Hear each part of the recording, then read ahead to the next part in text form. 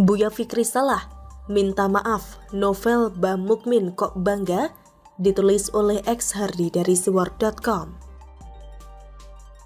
Peserta aksi PA212, ada yang menyebut korlap aksi demo PA212, Buya Fikri sedang dipermalukan habis-habisan oleh publik karena kedapatan melakukan gerakan yang berbeda saat sholat.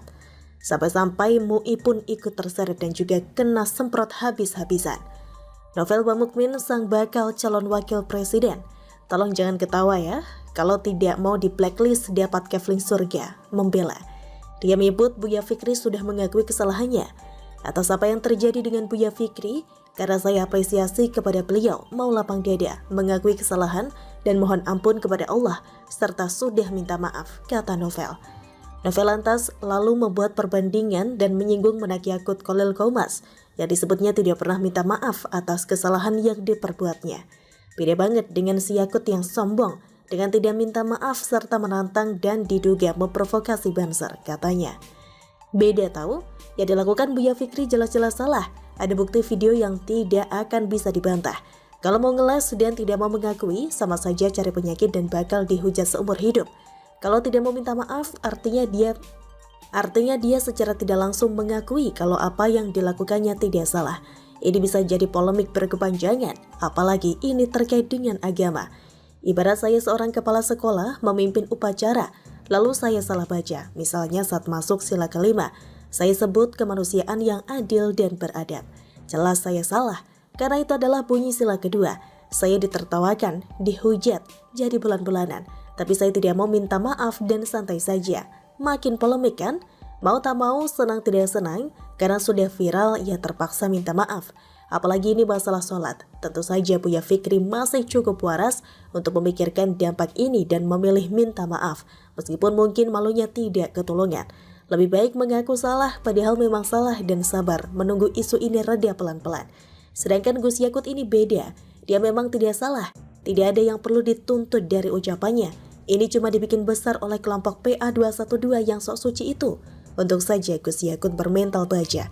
Kalau tidak, mungkin dia sudah duluan minta maaf atas apa yang bukan salahnya. Karena gentar dengan tekanan massa 212. Kalau tidak salah ngapain minta maaf? Malah kalau minta maaf, PA212 bakal makin menggoreng. Lalu minta fatwa MUI dan jadilah demo berjelit-jelit ala demo bela agama menggempur Ahok tahun 2016 lalu. Saat ini PA212 tidak berkutik karena Gus Yakut tidak gentar dan MUI pun tidak atau belum mengeluarkan fatwa terkait ini. Jadinya PA212 cuma bisa teriak tidak jelas, teriak sampai kerongkongan kering. Kalau salah ya wajib minta maaf, salah tapi tidak mau minta maaf, namanya arogan dan sombong. Kalau tidak salah tapi mengaku salah dan minta maaf karena takut dengan tekanan massa dan demo, namanya kurang cerdas. Kelompok macam begini tidak boleh dikasih panggung. Mereka mau bangun panggung, hancurkan langsung sebelum selesai panggungnya. Enak aja paksa orang minta maaf atas sesuatu yang bukan salahnya. Dan kalau ada masalah di kelompoknya, mereka memaklumi dan memuji balik hanya karena sudah minta maaf. Lucunya mereka malah minta jangan dibesar-besarkan. Lah, ucapan Gus Yakut malah ditanggapi dengan lebih parah. Mereka malah bikin demo tak jelas, bikin semak dan mengganggu pengguna jalan. Ngaca woi, ngaca. Munafik tapi masih tidak tahu malu dan merasa sok suci? Pret. Siapa sebenarnya yang lebih lebay? Mereka dikit-dikit demo, dikit-dikit minta presiden mundur dari jabatannya, dikit-dikit bilang pemerintah tukang kriminalisasi ulama, dikit-dikit menuduh pemerintah antek Cina. Tapi faktanya Singapura ada investor terbesar di Indonesia, tidak ada teriakan antek Singapura. Budaya Korsel merebak di sini, tapi tidak ada teriak Indonesia dijajah Korsel. Mereka itu yang paling gampang membesarkan masalah. Mungkin dengan harapan bisa jadi isu besar, logistik datang, dan bisa demo plus dapat makan nasi bungkus gratis. Apalagi gerombolan sakit hati bermental sampah itu, dikit-dikit dikaitkan dengan Cina. Dasar stres. Bagaimana menurut Anda?